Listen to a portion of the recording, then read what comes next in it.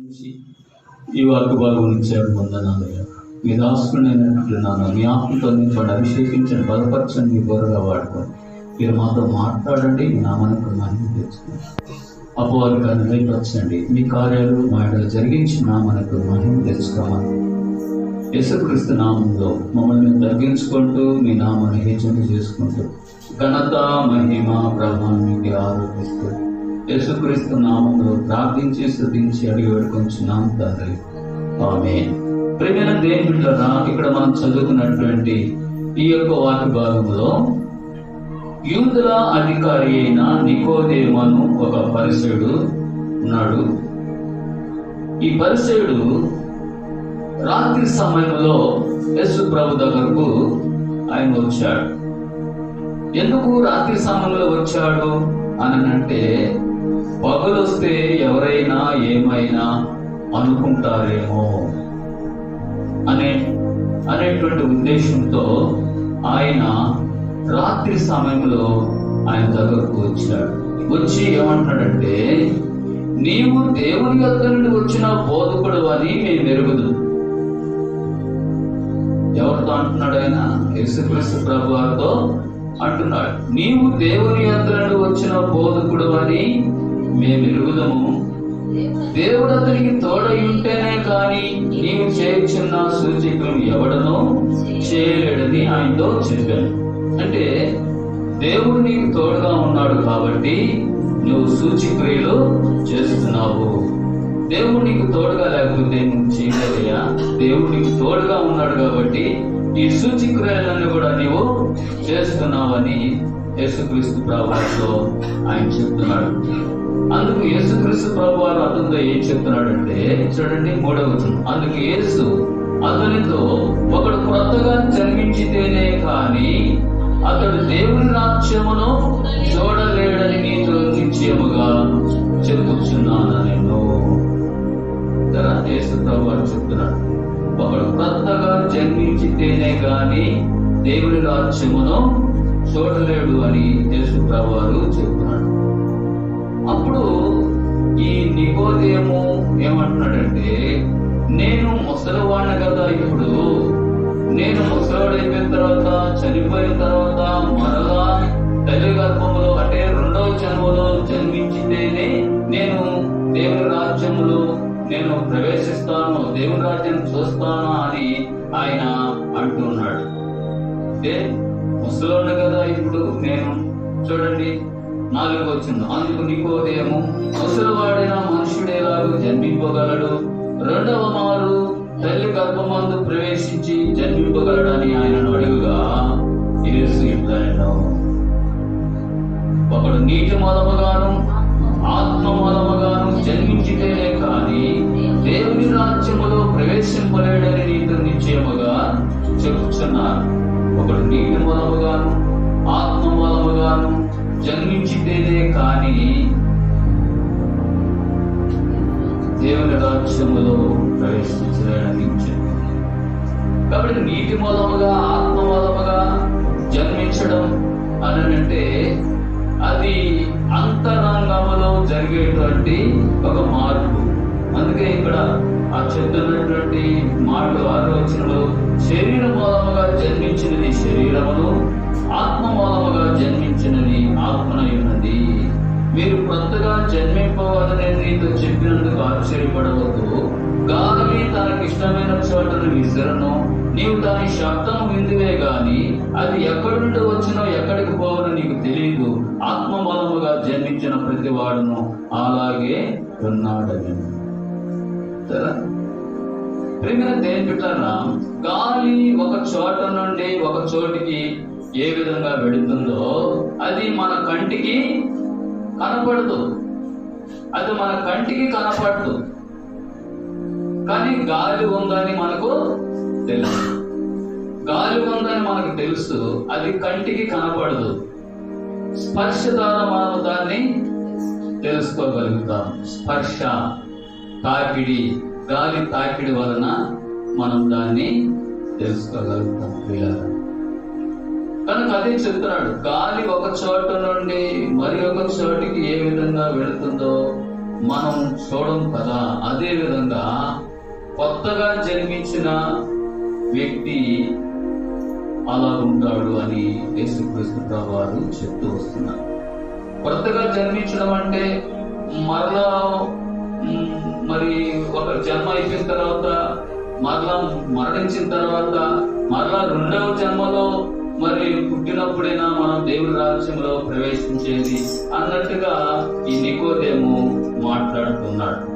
కానీ యేసు ప్రభువారు చెప్తున్నాడు, మనిషి జన్మ ఒకటే, మనిషి జన్మ ఒకటే. ఒకసారి పుట్టిన తర్వాత మరలా పుట్టరు. అయితే క్రొత్త జన్మ అనుభవం ఎలా ఉంటదంటే అది హృదయాంతరంగంలో జరిగేటువంటి ఒక మార్పు. ఎందుకంటే యేసుక్రీస్తు ప్రభువారు మన కొరకు ఆయన ఈ లోకానికి వచ్చాడు. ఎందుకు వచ్చాడు? పాపులను రక్షించుటకు క్రీస్తు యేసు లోకమునకు వచ్చినటువంటి మాట నమ్మదగినది, పూర్ణాంగీకారమునకు యోగ్యమైనదని 1 తిమోతియులకు రాసిన పత్రిక 1వ అధ్యాయము 15వ వచనంలో మనం చూడగలుగుతాం. కనుక యేసుక్రీస్తు ప్రభు పాపులను రక్షించడానికి వచ్చాడు కాబట్టి మనుషులు చేసిన పాపాలన్నింటిని కూడా ఆయన శిలువలో రాళ్ళ మీద ఆయన మోస్తున్నాడు. ఆయన గాయాలు పొందాడు, ఆయన రక్తం గార్చి ఆయన ప్రాణం పెట్టి సమాధి చేయబడి తిరిగి ఆయన 3వ దినమున లేస్తానన్నాడు. ఆయన లేచాడు. కనుక ప్రియులారా, మనము పాపులమని గ్రహించి, ఎందుకంటే మనం ఎప్పుడు కూడా మనం మంచోడమే, నాలో ఏ పాపం లేదు, నేనేం తప్పు చేయలేదు, నేనేం పాపం చేయలేదు అని మనము అనుకుంటూ ఉంటాం.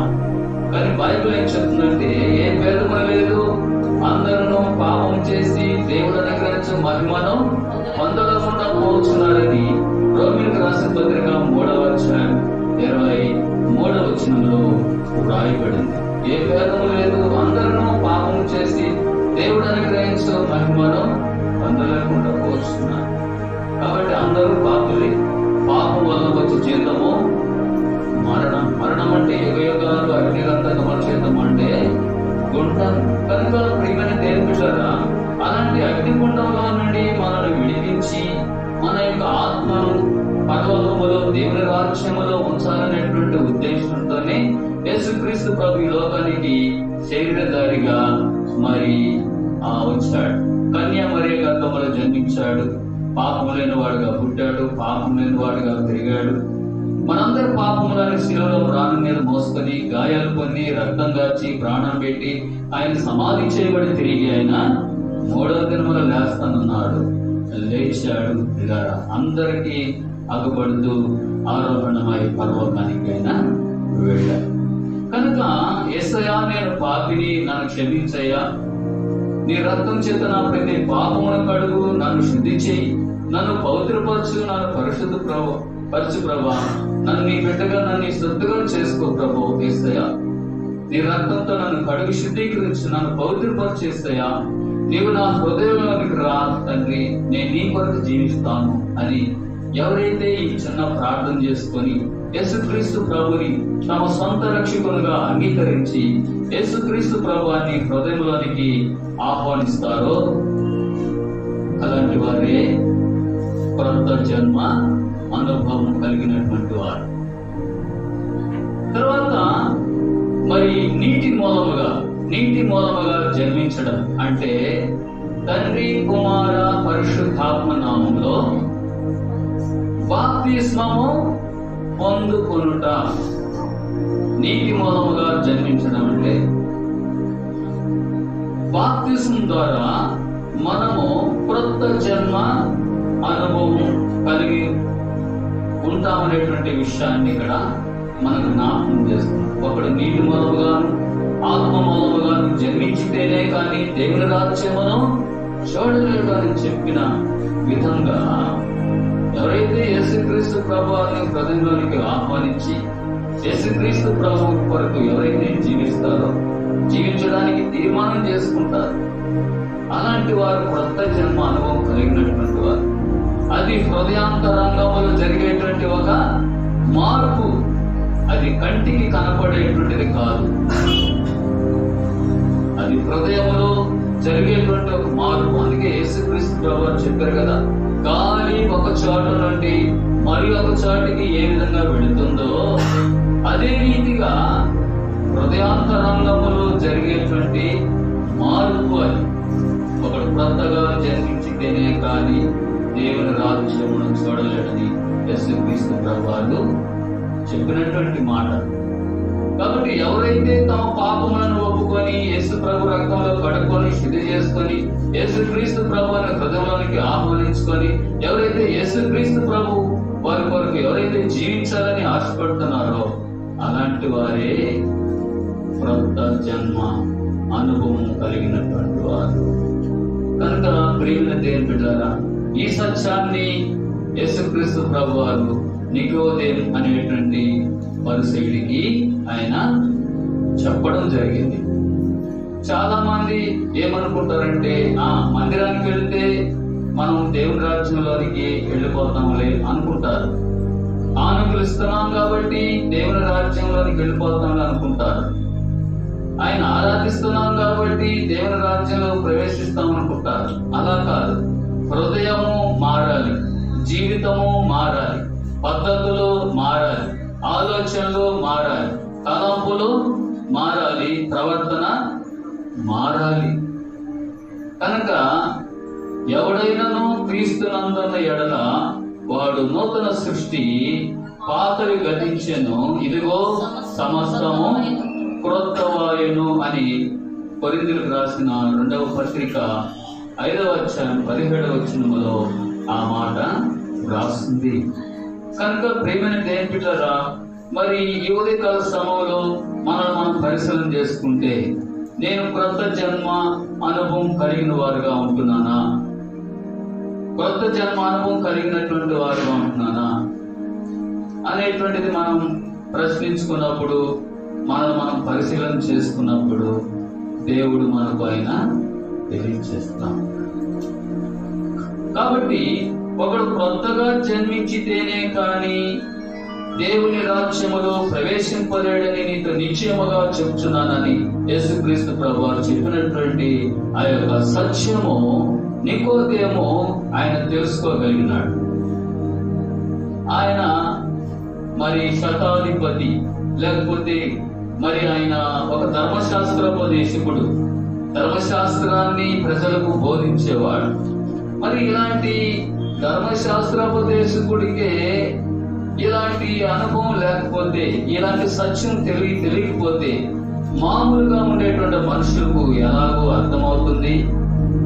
కనుక అది యేసుక్రీస్తు ప్రభు వారు దాన్ని వివరించి చెప్పుట ద్వారా అది వారికి అర్థమైంది అనేటువంటి విషయాన్ని మనం జ్ఞాపకం చేసుకుంటూ వస్తున్నాం. కనుక ప్రియమైన దేవుని బిడ్డలారా, రెండవదిగా మనం గమనిస్తే, కొత్తగా జన్మించినటువంటి శిశువు మరి ఎదగాలి. అందుకే చూడండి, దేవుని వాక్యములు మనం చదివినట్లయితే 1 పేతురు 2వ అధ్యాయము 1 నుంచి 3 వచనాలు మనం చదువుకుంటే అక్కడ ఈ మాట రాసింది,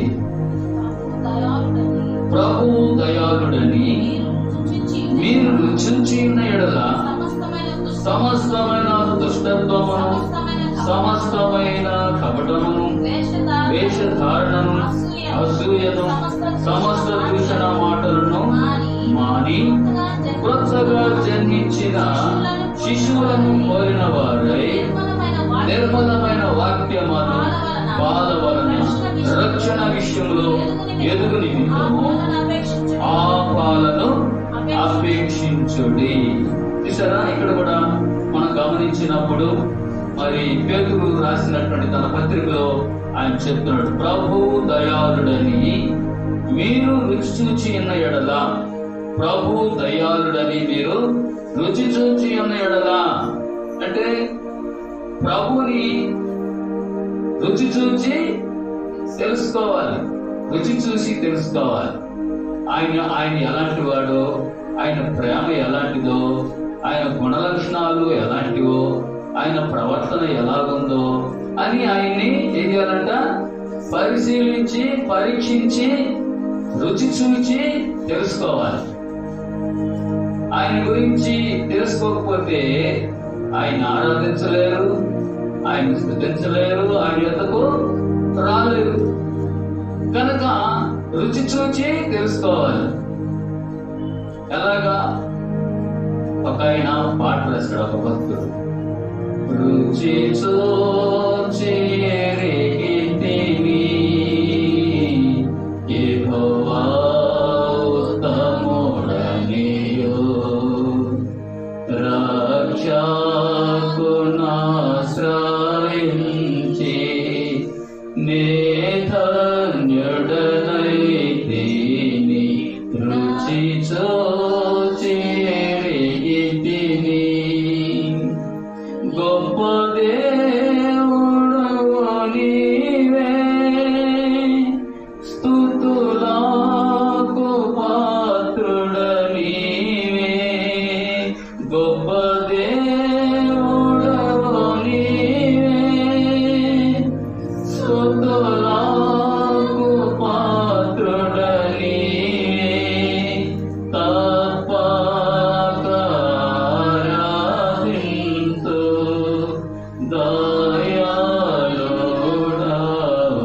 దయాళుడవనియు. తప్పక ఆరాధింతు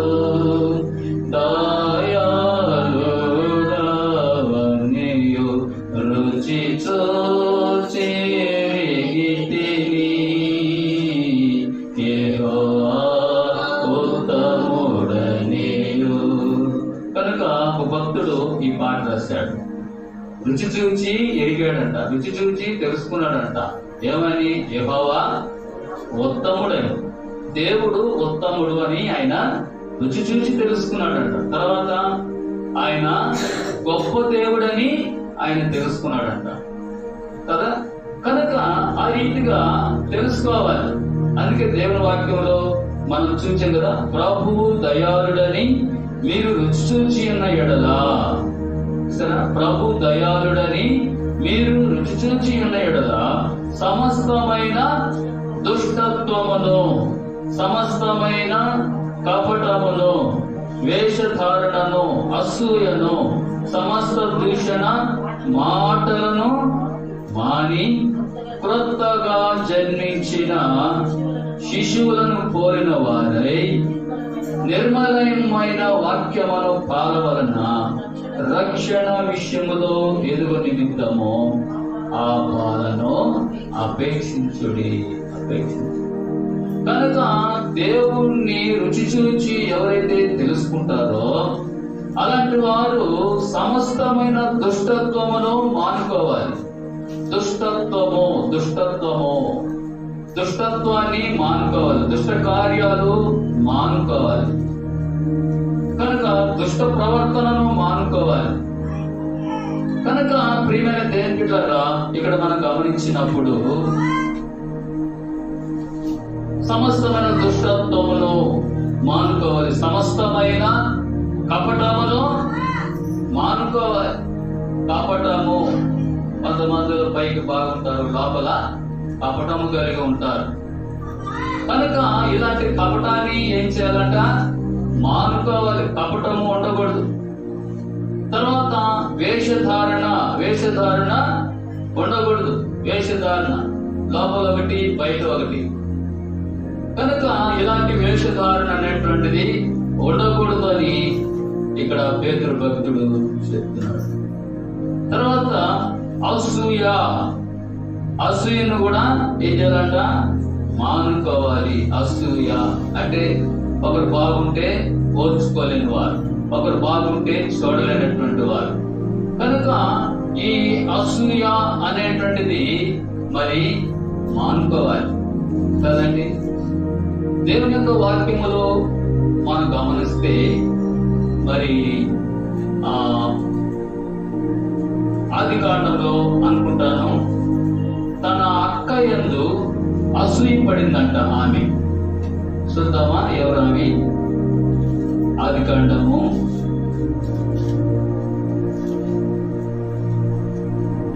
6 కాండము 30వ అధ్యాయం 1వ వచనం. రాహేలు తాను యాకోబునకు పిల్లలు కనకపోవట చూచి తన అక్క యందు అసూయపడి యాకోబుతో, నాకు గర్భఫలమునేమో లేని యెడల నేను చచ్చెదనెను. చూసారా, ఇక్కడ మనం గమనిస్తే అక్క మీద చెల్లికి అసూయ వచ్చిందంట. మళ్ళా చదువుతాను.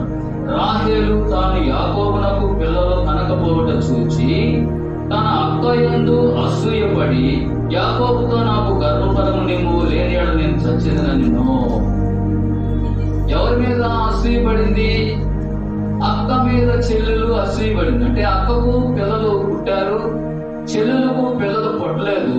ఆ కారణం చేత ఏం చేశారు? అక్క మీద అసూయ పడింది. అక్క పిల్లలు వారి పిల్లలు కదా, అక్క పిల్లలు వారి పిల్లలు కదా. ప్రియమైన దేవుని బిడ్డలారా, ఇక్కడ మనం గమనించినప్పుడు అక్క పిల్లలైనా చెల్లెలు పిల్లలైనా వారందరూ కూడా రక్త సంబంధికులే. కనుక ఇలాంటి అసూయ అనేటువంటిది ఉండకూడదు అనేటువంటి విషయాన్ని ఇక్కడ మనం చూస్తుంటున్నాం. తర్వాత సమస్త దూషణ మాటలను మాని, సమస్త దూషణ మాటలను మాని అంటే దూషించేటువంటి మాటలు మాని అంటే మానుకోవాలి. దూషించే మాటలు, దూషణ మాటలు, ఒకరిని అనవసరంగా దూషించడం, లేకపోతే తిట్టడం, లేకపోతే అరవడం, రకరకాలుగా మాట్లాడడం, వీటన్నిటిని కూడా మానుకోవాలి. అందుకే చెప్తున్నాడు, క్రొత్తగా జన్మించిన శిశువులను పోలిన వారై, క్రొత్తగా జన్మించిన శిశువులను పోలిన వారై నిర్మలమైన వాక్యమును పాల వలన రక్షణ విషయములో ఎదుగు నిమిత్తము ఆ పాలను అపేక్షించుడి. కనుక పాలు ఎవరు తాగుతారు? పెద్దవాళ్ళు తాగుతారా? పిల్లలు తాగుతారా? ఏమా, పసిబిడ్డలు వాళ్ళు బలమైన ఆహారము వారు తినలేరు. పసిబిడ్డలు, చిన్నపిల్లలు, శిశువుగా ఉండేవాళ్ళు బలమైన ఆహారం, బిర్యానీ లాంటి ఆహారం వాళ్ళు తినలేరు. కనుక వారు ఎలాంటి ఆహారం వారు తినగలుగుతారనంటే పాలు తాగుతారంతే. వాళ్ళు పెద్దవారైతే ఒక 12-13 సంవత్సరాలు అలా వచ్చినట్లయితే వాళ్ళన్నీ కూడా తినగలుగుతారు, బలమైన ఆహారం తినగలుగుతారు. కనుక పాలు తాగే వాళ్ళు ఎవరంటే శిశువులు, చిన్నపిల్లలు పాలు తాగుతారు. కాబట్టి క్రొత్తగా జన్మించిన శిశువులను పోలిన వారై నిర్మలమైన వాక్యమును పాల వలన రక్షణ విషయములో ఎదుగు నిమిత్తము ఆ పాలను అపేక్షించుడి. ఏం చేయాలంట? రక్షణ విషయములో ఎదగాలంటే వాక్యం అనే పాలను అపేక్షించాలి. వాక్యం అనే పాలను అపేక్షించాలంటే వాక్యం అనే పాలు తాగాలి.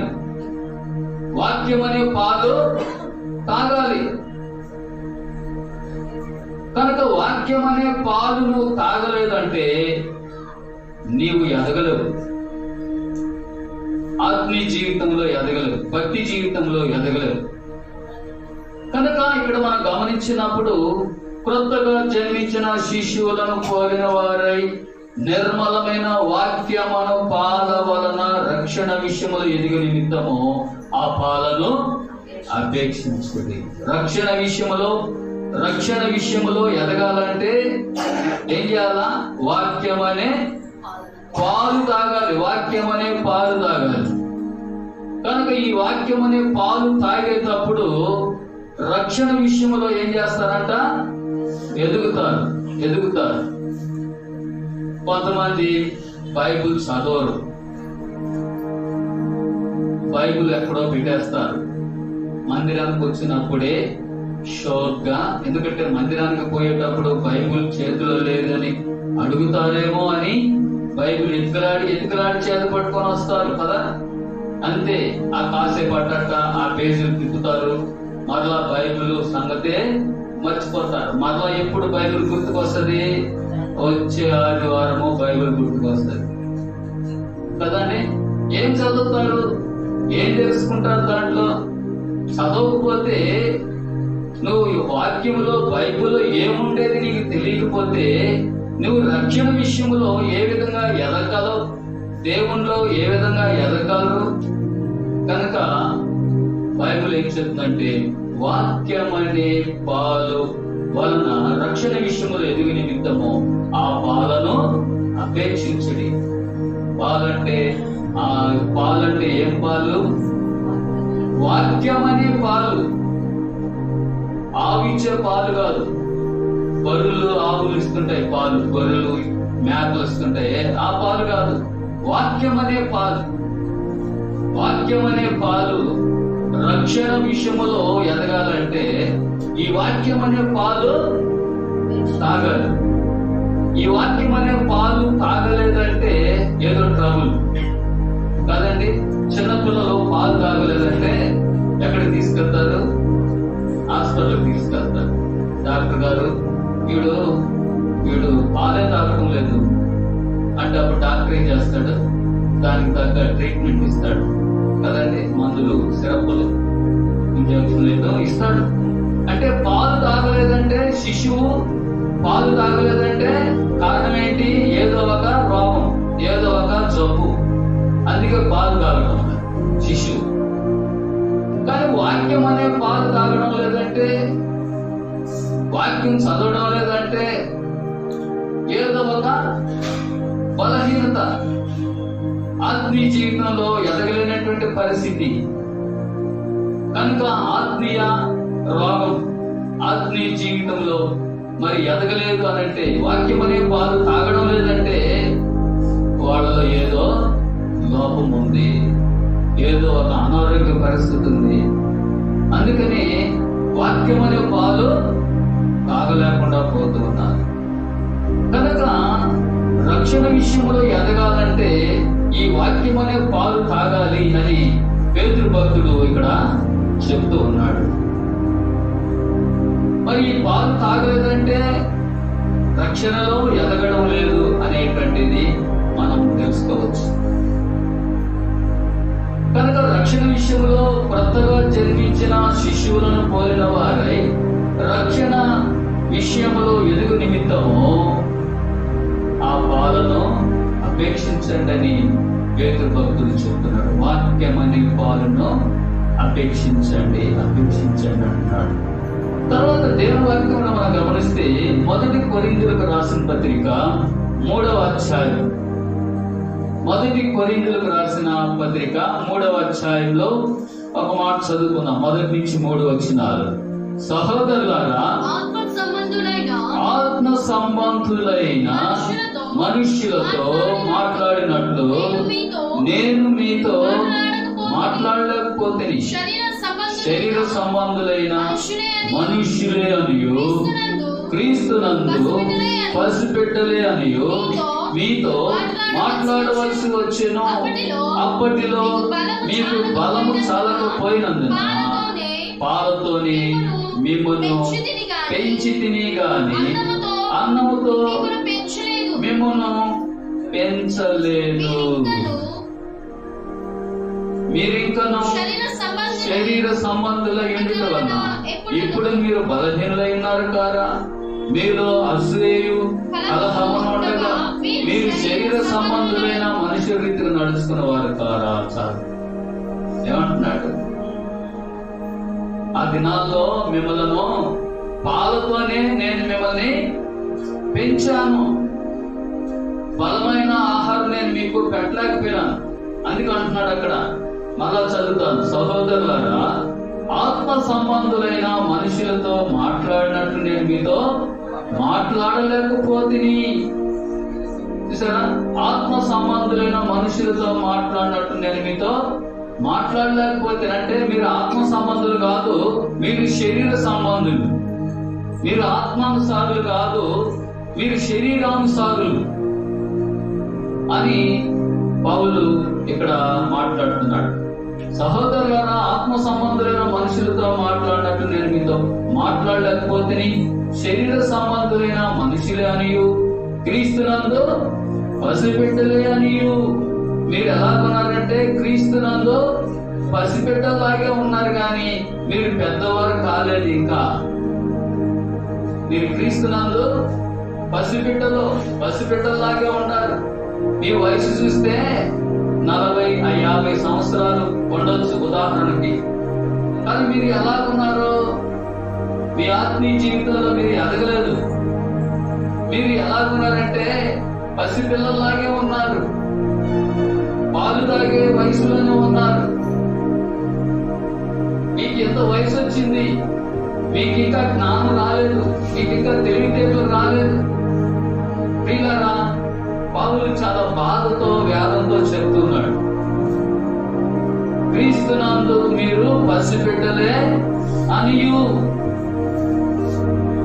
పసిబిడ్డలని మీతో మాట్లాడవలసి వచ్చిన అప్పటిలో మీకు బలము చాలకపోయినందున పాలతోనే మిమ్మల్ని పెంచి తిని కానీ అన్నముతో మిమ్మల్ని పెంచలేదు. ఏమంటే ఎందుకు అన్నంతో పెంచలేదు? అన్నం తినే వయసు కాదంట. ఏ వయసు? పసి వయసు అంటున్నాడు. అంటే 40-50 సంవత్సరాలు వచ్చినా కూడా పసి వయసేనా? 40-50 సంవత్సరాలు వచ్చినా కూడా పాలు తాగే వయసేనా అది? అందుకే పౌలు కొరింథీ సంఘంలో ఉండే వాళ్ళని అరుస్తున్నాడు, మీరు ఇంకా పసిబిడ్డలాగుంటే ఎట్ట? మీరు ఎప్పుడు బలమైన ఆహారం తినేది?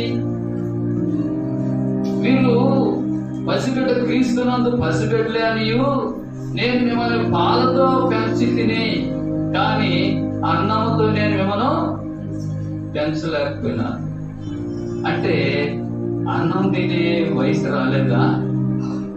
అన్నం తినే వయసు రాలేదా? వచ్చింది. అన్నం తినే వయసు వచ్చింది, బిర్యానీ తినే వయసు వచ్చింది, కానీ బిర్యానీ తినేదానికి వాళ్ళు అర్హులు కాదు. ఎక్కడున్నారు? ఏ స్థితిలో ఉన్నారు? పాలు తాగే వయసులోనే ఉన్నారు.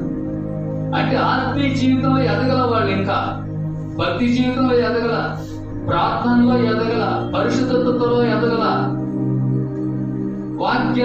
వాక్య ధ్యానంలో ఎదగల. ఎలా ఉన్నారంటే ఆడేసిన పొంగళి ఆడే ఉందన్నట్టుగా కనిపిస్తున్నారు. అందుకే పౌలు వాళ్ళతో మాట్లాడుతున్నాడు, క్రీస్తునందు పసిబిడ్డలే అనియు నేను మిమ్మల్ని పాలతోనే పెంచి తిని గాని అన్నముతో మిమ్మల్ని పెంచలేదు. మీరింకా శరీర సంబంధులై ఉండుట వలన ఇప్పుడు మీరు బలహీనులై ఉన్నారు కదా. మీరు ఎలా ఉన్నారంటే శరీర సంబంధులుగానే ఉన్నారు, మీరు ఆత్మ సంబంధులుగా లేరు. మీరు శరీరానుసారంగా జీవిస్తున్నారు. మీరు ఎదగలేదు, ఆత్మీయ జీవితంలో ఎదగలేదు, ఆత్మలో బలం పొందలేదు. అందుకే నేను ఏం చేశాను మిమ్మల్ని పాలతోనే పెంచాను. ఏమంటే మీకు ఇంకొక ఉదాహరణ చెప్తాను కదా. వాడు 1వ క్లాసులో చేరాడు. చిన్నప్పుడు ఎక్కడ చేర్పించారు? 1వ క్లాసులోనే ఉన్నాడు. వాడు 1వ క్లాసులో చేర్పించారు అనుకోండి. ఇప్పుడు వాడు 1 సంవత్సరం అయిపోయింది. ఎక్కడ ఉండాలి? ఎన్నో క్లాస్కి వెళ్ళాలి వాడు? 2nd class. అంటే మన వాళ్ళకి ఇంగ్లీష్ బాగా వచ్చు కదా. 2nd క్లాస్ 2వ క్లాస్, 2వ తరగతి. సంవత్సరం దాటిపోతే ఎక్కడ ఉండాలి? 2వ తరగతిలో ఉండాలి. కానీ వాడు 2వ తరగతిలో ఉండాలా, వాడు 1లోనే ఉన్నాడు. సరే, ఇంకో సంవత్సరం కూడా దాటిపోయింది, 3వ సంవత్సరం కూడా దాటిపోయింది. ఇప్పుడు ఎక్కడ ఉండాలి వాడు? 3వ తరగతిలో ఉండాలి. కానీ వాడు ఎక్కడున్నాడంటే 1వ తరగతిలోనే ఉన్నాడు. ఎక్కడున్నాడు వాడు? ఒకటే తరగతిలో. 3 సంవత్సరాలైనా కూడా ఒకటే తరగతిలో ఉన్నాడు. సరే చూద్దాం, ఈ సంవత్సరం కూడా చూస్తాము అని ఆ సంవత్సరం కూడా చేర్పించాడు. సరే, ఇప్పుడు 4 సంవత్సరాలు అయిపోయింది. ఎక్కడున్నాడు వాడు? మళ్ళా ఒకటిలోనే ఉన్నాడు. ఏంటి ఇచ్చారు వీడు? ఒకటిలోనే పెట్టేశారు వీడిని. ఏం చేయమంటారు? ఇట్లాంటి వాళ్ళు ఎందుకయ్యా బడికి పంపించేది? ఇట్లాంటి వాళ్ళు ఎందుకయ్యా బడికి పంపించారు? మా తలకాయ నింపి, మా తలకాయ తినే తలకాయ. వీళ్ళు మాకు చదువు చెప్పేటట్టున్నారు. వీళ్ళు చదువు నేర్చుకునేదానికి రావటంలో వీళ్ళు ఏమంటే, ఇప్పుడు వాడు 5వ క్లాస్కి వచ్చాడు. ఇప్పుడు 5వ క్లాస్కి వచ్చినా కూడా ఎక్కడున్నాడు వాడు? ఒకటిలోనే ఉన్నాడు. అంటే ఏంటి? ఇప్పుడు వాడు 5వ క్లాసు 5 సంవత్సరాలు దాటిపోయినా కూడా వాడు ఒకటిలోనే ఉన్నాడు. ఒకటే తరగతికి వచ్చినప్పుడు వాడు ఎట్టున్నాడంటే చెట్టి నిక్కర్ వేసుకొని వచ్చాడు. ఇప్పుడు 5వ క్లాస్ 6వ క్లాస్కి వచ్చేప్పుడు ప్యాంటు సక్కాయి, ఫుల్ ప్యాంటు వచ్చేసింది, టక్ వచ్చేసింది. అంటే శరీరంలో ఎదుగుతున్నాడు కానీ చదువులో మాత్రం ఎదగడం వల్ల, షోకులో ఎదుగుతున్నాడు కానీ చదువులో ఎదగడం వల్ల. అర్థమవుతుందా? ఏమంటే పట్టబడిస్తే అక్షరం రాదంటారు. పట్టబడిస్తే కొంతమంది టీచర్లు పట్టబడస్తారు, పట్టుకొని నలిపేస్తారు. అయినా కూడా వాడికి చదువు రాదు. ఎందుకు? వాడు మనస్తత్వం అంతే. వాడు ఎదుగులేదు, బతుకులేదు. ఈ సంవత్సరం 2వ క్లాస్కి పోతాం అనే ఆలోచన వాడికి లేదు. ఈ సంవత్సరం 3వ క్లాస్కి పోతాం అనే ఆలోచన వాడికి లేదు. ఒకటే క్లాసులోనే ఉండాలి. అలా ఉన్నారు మీరు అంటున్నాడు పౌలు కొరింథీ సంఘస్థులతో. క్రీస్తునందు పసిబిడ్డలే అనియు నేను మిమ్మల్ని పాలతో పెంచాను కానీ బలమైన ఆహారం నేను మీకు పెట్టలేకపోయినాను, అన్నముతో మిమ్మల్ని పెంచలేకపోయినాను. చాలా బాధపడుతూ ఆయన వాళ్ళతో మాట్లాడుతున్నాడు పౌలు. కాలం బట్టి చూస్తే మీరు ఎలాగుండాలా? మీరు బలమైన అన్నం తినేవాళ్ళుగా ఉండాలి. మీరు అన్నం తినేవాళ్ళుగా ఉండాలి. అన్నం ఎప్పుడు పెడతారమ్మా పిల్లలకి అన్నం ఎప్పుడు పెడతారు చెప్పండి?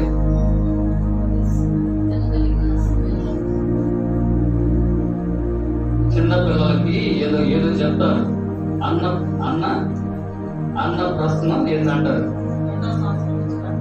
2వ సంవత్సరం నుంచి అన్నం పెడతారు. దానికి ఒక పేరు పెడతారు. అది నాకు సరిగ్గా గుర్తు రావడం లేదు. ఏం పెడతారు? అన్నం పెట్టేదానికి ఒక ఫంక్షన్ లాగా చేస్తారు చిన్నపిల్లలకి. అన్న ప్రశ్న చూసారా? కనుక ప్రియమైన దేవుని బిడ్డలారా, పిల్లలు పాలు మాన్పించిన తర్వాత వాళ్ళకి ఏం పెడతారు? అన్నం పెడతారు. కానీ వీళ్ళు అట్ట కాదు.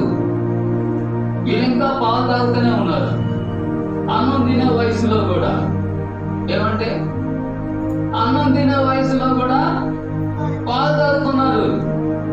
ఎలా అనుకోవాలి? వాళ్ళు ఏమనుకోవాలి చెప్పండి? అది పౌలు అంటున్నాడు, తిరుగుతున్నాడు వాళ్ళని. క్రీస్తునందు పసిబిడ్డలే అనియు నేను మిమ్మల్ని పాలతోనే పెంచాను కానీ అన్నంతో మిమ్మల్ని పెంచలేకపోయాను. అన్నంతో పెంచలేదంటున్నాడు. చూడండి కొరింథీయులకు రాసిన పత్రికలో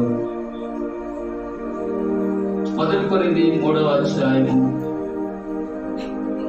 2వ వచనం. అప్పటిలో మీకు బలము చాలకపోయినందున పాలతోనే మిమ్మల్ని పెంచితిని గాని అన్నముతో మిమ్మల్ని పెంచలేదు. అన్నంతో మిమ్మల్ని పెంచలేదు. అంటే దేంతో పెంచాను మిమ్మల్ని? పాలుతోనే. పాలు అంటే మీలో ఎదుగులేదు, బొదుగులేదు. మీరు ఆత్మీయ జీవితంలో మీరు ఎదగడం లేదు. ఎక్కడేసిన గొంగలు అంటే అక్కడేసినట్లుగానే ఉన్నారు అన్నట్లుగా ఉంది. అన్నం తినే వయసు వచ్చినా కూడా మీరేం తాగుతున్నారు? పాలు తాగుతున్నారు. కొంతమంది అంటూ ఉంటారు, కొంతమంది వయసు వచ్చినా కూడా వాడు నడిసే వయసు వచ్చినా కూడా వాళ్ళ సంతలో పెట్టుకొని మోయాలి. కొంతమందికి నడుస్తారు కానీ ఎత్తుకోవాలా, వాళ్ళ మమ్మీ ఎత్తుకోవాలా, లేకపోతే వాళ్ళ డాడీ ఎత్తుకోవాలా, లేదంటే నడవలేరు. కొంతమంది అంటారు. కొంతమంది వయసు వచ్చినా కూడా ఇంకా పాలు తాగుతూనే ఉంటారు. అందుకే కొంతమంది అరుస్తుంటారు, ఏమమ్మాయి నీకు ఇంకా సిగ్గు లేదా, నీకు ఎంత వయసు వచ్చినా కూడా వాడికి పాలు ఇస్తున్నారు, అన్నం పెట్టి వాడు రేపటానికి ఏం చేయమంటావు అంత, ఎంత చెప్పినా వాడికి ఎంతం లేదు, వాడికి పాలే కావాలంట. వాడికన్నా బుద్ధి నీకన్నా బుద్ధి ఉండాలి. 12 ఏళ్ళ వయసు వచ్చినా కూడా ఇంకా పాలైన వాళ్ళకి ఎప్పుడు అన్నం పెట్టేది? ప్రేమిని దేని బిడ్డారా? అలాగా పౌలు కొరింథీ సంఘస్థులతో మాట్లాడుతున్నాడు. క్రీస్తునందు పసిబిడ్డలే నీవు, పాలతో నేను మిమ్మల్ని పెంచాను కానీ అన్నముతో మిమ్మల్ని పెంచలేకపోయాను. అంటే మీరు ఎలాగున్నారు? పాలు తాగే వయసులోనే ఉన్నారు. నేను ఇందాక చెప్పాను, వాడు 1వ క్లాసులో చేరినప్పుడు నుంచి వాడికి 6 ఏళ్ళు వచ్చినా 7 ఏళ్ళు వచ్చినా వాడు ఎక్కడ ఉన్నాడు? 1వ క్లాసులోనే ఉన్నాడంటే ఏంటి దాని అర్థం? అంటే వాడు ఎదగడంలా. అదే రావాడికి ఏమి రావాడికి అది రావు, వీళ్ళు రావు. ఎవడుంటాడు వాడు? 1వ క్లాసులోనే ఉన్నాడు వాడు. అలాగే మీరు కాలమును బట్టి చూస్తే మీరు బోధకులుగా ఉండాలి, కానీ మీరు ఇంకా ఎలాగున్నారంటే ఎవరో వచ్చి మీకు బోధించే విధానంలో ఉండాలి మీరు అని అంటాడు. అక్కడ ఎక్కడ? హెబ్రీ పత్రిక చూడండి. హెబ్రీ పత్రిక 5వ అధ్యాయం. హెబ్రీ పత్రిక 5వ అధ్యాయము 12 నుంచి 13 వచనాలు చదువుకుందాం. కాలమును బట్టి చూచితే మీరు బోధకులుగా ఉండవలసిన వారై ఉండగా మొదటి మూల పాఠములను ఒకడు మీకు మరలా బోధింపవలసి వచ్చెను. మీరు పాలు త్రాగవలసిన వారే గాని బలమైన ఆహారము తినగలవారు కారు. మరియు పాలు త్రాగు ప్రతి వాడును శిశువే కనుక నీతి వాక్య విషయంలో అనుభవము లేని వాడై ఉన్నాడు. వయసు వచ్చిన వారు అభ్యాసం చేత మేలు కీడులను వివేచించుటకు సాధకము చేయబడిన జ్ఞానేంద్రియములు కలిగి ఉన్నారు కనుక బలమైన ఆహారము వారికి తాగును. ఏమంటున్నాడు? మళ్ళా చూడండి 12వ వచనం. కాలమును బట్టి చూస్తే మీరు బోధకులుగా ఉండవలసిన వారు ఉండగా దేవోక్తులలో మొదటి మూల పాఠములను ఒకడు మీకు మరలా బోధింపవలసి వచ్చెను. అంటే కాలం బట్టి చూస్తే మీరు ఎట్లా ఉండాలి? వాక్యం చెప్పే స్థితిలో మీరు ఉండాలి. కాలం బట్టి చూస్తే మీరు వాక్యం చెప్పే వాళ్ళు ఉంటారు, అంటే మీరు ఇతరులకు బోధించే వాళ్ళుగా ఉండాలి. కానీ ఇప్పుడు దాకా కూడా మీరు ఎలా ఉన్నారంటే ఎవరో వచ్చి మీకు బోధించే విధానంలో ఉన్నారు. మీరు అర్థమవుతుందా? కాలం బట్టి చూస్తే మీరు ఇతరులకి చెప్పే స్థితిలో ఉండాలి, బోధించే స్థితిలో ఉండాలి. కానీ ఎవరో వచ్చి మరలా మీకు బోధించే విధానంలోనే మీరున్నారు. ఎవరు వచ్చి మాకు చెప్తారా, ఎవరు వచ్చి మాకు చెప్తారా, ఎవరు మాకు బోధిస్తారా అనే స్థితిలోనే ఉన్నారు. అంటే ఏం లేదు, ఎదుగుదల లేదు కదండి. కొంతమంది పిల్లల్ని స్కూల్లో చేర్పిస్తే వాళ్ళు చదువుకోరు, అటు ఇటు తిరుగుతూ ఉంటారు. టీచర్లకి అయ్యవాళ్ళకి తాన్నపు పుట్టిస్తూ ఉంటారు కదండి. ఎందుకని? వాళ్ళకి ఇంట్రెస్ట్ లేదు, వాళ్ళు చదవడానికి ఇంట్రెస్ట్ లేదు. వాళ్ళకి పేరు కొట్టేస్తామా, సార్ వాళ్ళ అమ్మోళ్ళు వచ్చి సార్ ఈ సంవత్సరం కూడా ఉంది సార్, చూద్దాం, ట్యూషన్ కూడా పెట్టిస్తాం లేదు సార్, వాడిని పేరు కొట్టే బాగుంది సార్ అంటారు. స్కూళ్ళలో బతుకులాడతారు. కారణం ఏంటి? వాడు వాడు టీచర్స్ కి తలనొప్పిగా మారిపోయాడు. వాడు టీచర్స్ చెప్పే వాక్యాలు పాఠాలు వాడు సరిగ్గా వినడు, హోంవర్క్లు కూడా రాయడు వాడు, అంతే. అందుకని ఇక్కడ ఏం చెప్తారంటే, కాలమును బట్టి చూస్తే మీరు బోధకులుగా ఉండవలసిన వారు ఉండగా దేవోక్తులలో మొదటి మూల పాఠములను ఒకడు మీకు మరలా బోధింపవలసి వచ్చెను. మీరు పాలు త్రాగవలసిన వారే గాని బలమైన ఆహారం తినగలవారు కాదు. ఏమండి, మీరు పాలు త్రాగవలసిన వారుగానే ఉన్నారు కానీ బలమైన ఆహారం తినగలిగిన వారు కాదు. ఇప్పుడు మధ్యాహ్నం అనుకోండి, మధ్యాహ్నం ఏం తింటాం మధ్యాహ్నం మనము? ఏమా? అన్నం తింటాం. ఎందుకు అన్నం తింటాం? పాలు తాగకుండా. ఏమి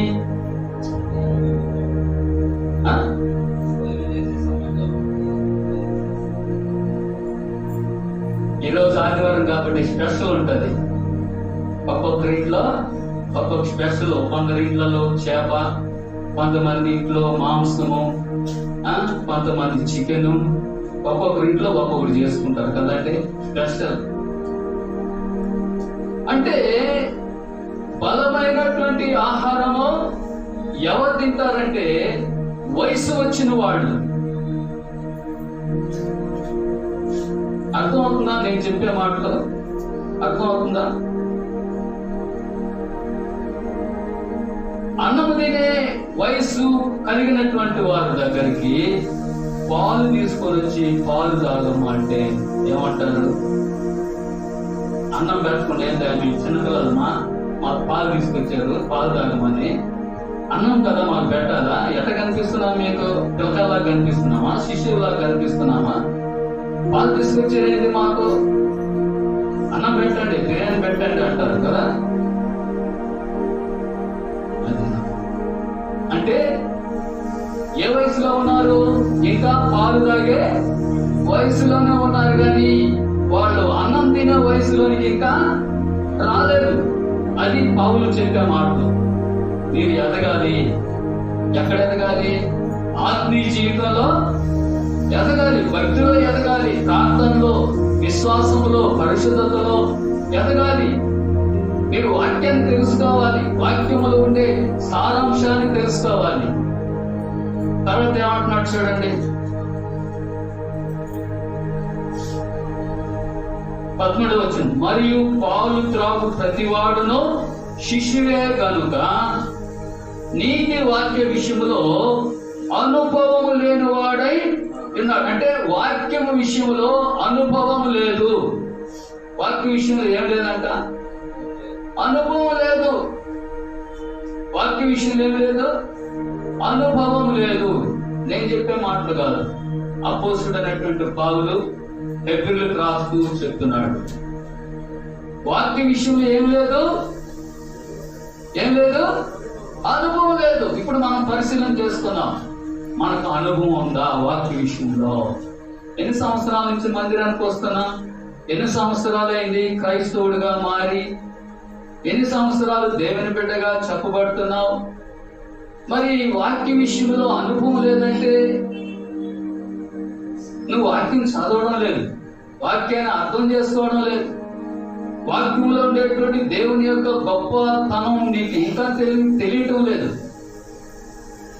కనుక వాక్యముని చదవాలి, వాక్యములో ఉండే విషయాలన్నీ కూడా అర్థం చేసుకోవాలి.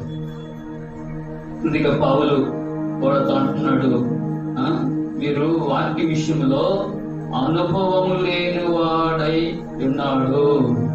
13వ వచనంలో, మరియు పాలు త్రాగు ప్రతివాడును శిష్యువే గనుక నీతి వాక్య విషయములో అనుభవము లేని వాడై ఉన్నాడు. ఇంకా పాలు తాగే వయసులోనే ఉన్నాడంటే వాక్యం విషయంలో అనుభవం లేనివాడు. వాక్య విషయంలో అనుభవం లేనివాడు. వాక్య విషయంలో అనుభవం ఉన్నవాడు ఏం చేస్తాడో, నేను చెప్తా వాక్యం అంటాడు.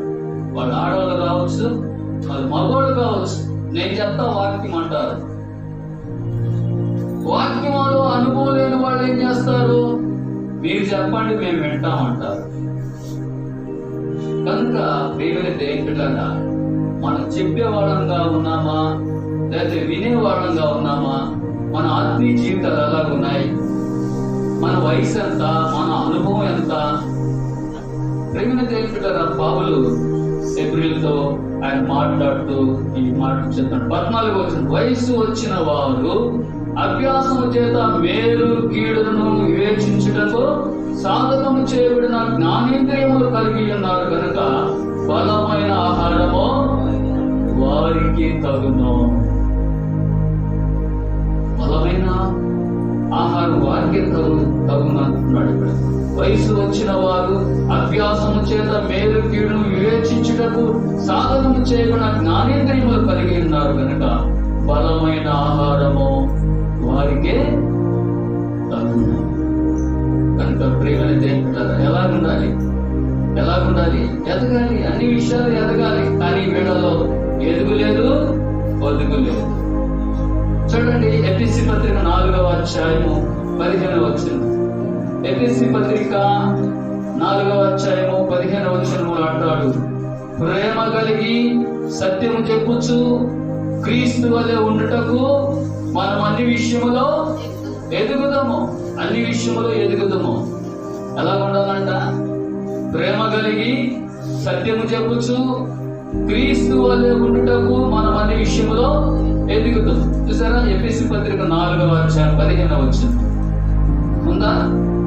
ప్రేమ కలిగి సత్యము చెప్పుచు క్రీస్తు వలె ఉండుటకు మనం అన్ని విషయములో ఎదుగుదాము.